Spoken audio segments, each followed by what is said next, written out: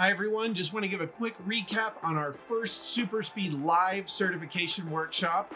It just took place out in Anaheim, California at Anaheim Hills Golf Course in collaboration with the Southern California PGA.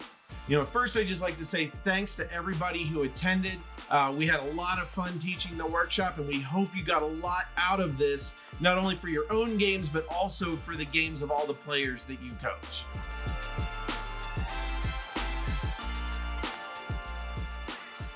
During the workshop, we talked about everything that can affect speed and power in the golf swing. We went through how the body affects speed and power. We looked at mechanics like ground reaction forces and rotational sequencing, lag and wrist mechanics. We also looked a little bit at impact physics and how that club and ball interact. And we also looked, of course, at some of the neurological and neuromuscular training that we do with overspeed training here at SuperSpeed.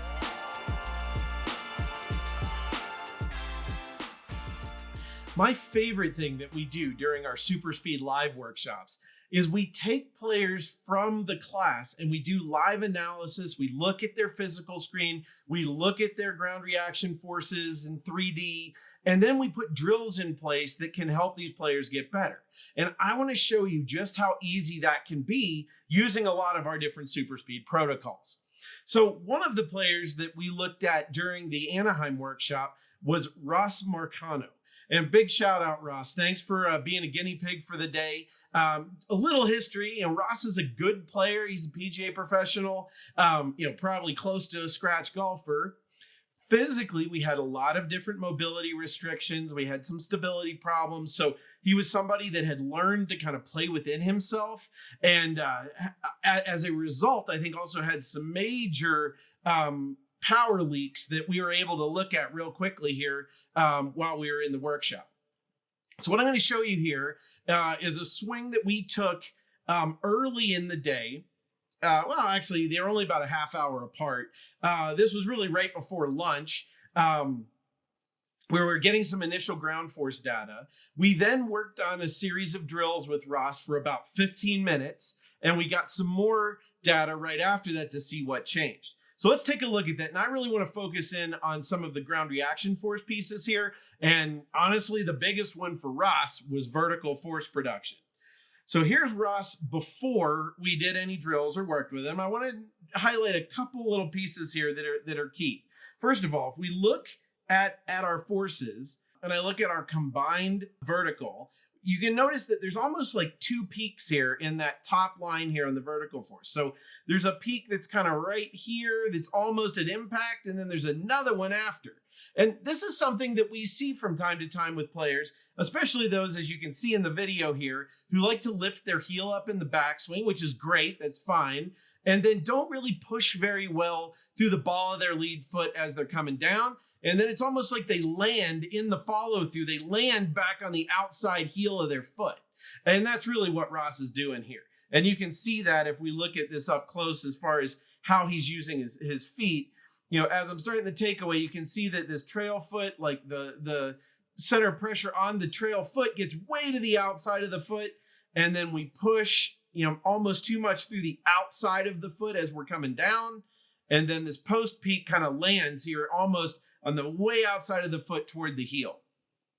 Now that's obviously not ideal for creating vertical force production. So let's look at this a little closer. And I'm going to go in, let's look just as a highlight, just to get us a before and after.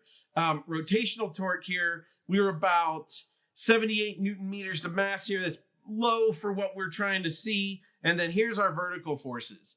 So the ones I want to focus in here are the blue line, which is our lead leg, and the yellow, which is our combined or composite force, resultant force. So if we look at that, he's peaking right around here before impact, about 105% of body weight, 108% of body weight, right around there on the lead leg, and we're about 123% with that resultant force. And you can see those forces are actually higher in the follow through for Ross, when he's landing on that foot after he's already hit the ball. But obviously that's not getting us any more speed because the ball's already 20 yards, 30 yards down the fairway. So let's take a look after. And just so you know, the only drills that we did are in one of our ground reaction force protocols that we're going to be releasing very soon. We did some reverse jumps, so some jumps working on jumping and basically vertical jumps using a medicine ball to slam it in the ground. And then we added some rotation to that. And then we hit some shots with a mini force pedal under the lead foot. So let's go ahead and back this out. And as you can see from these timestamps, this is literally about a half hour later after we've done those drills. I'll let this play once or twice just so you can see the whole thing.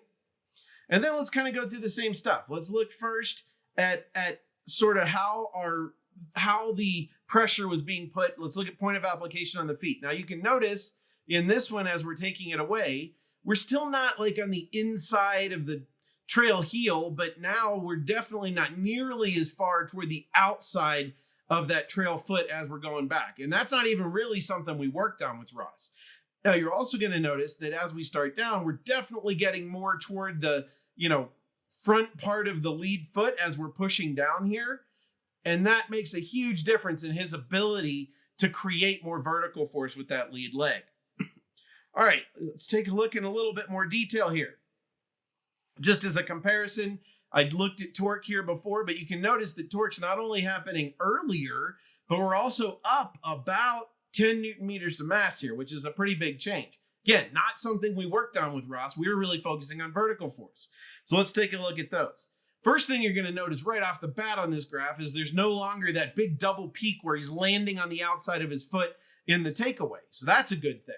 The other thing that you're going to notice, and I would consider this a huge result, is that we've moved that peak on the lead leg much earlier in the swing. Now, for him, I want that peak to be even earlier. I'd love to see this even probably, peaking maybe even in this area of the golf swing, but we're getting a lot closer.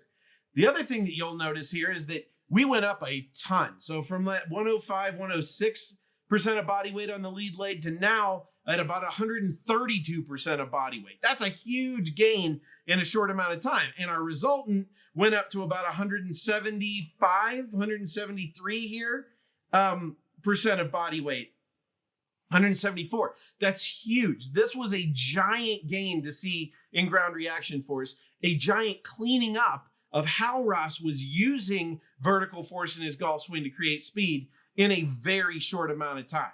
So stay tuned. Look out for those new ground reaction force protocols that we're going to be releasing from SuperSpeed.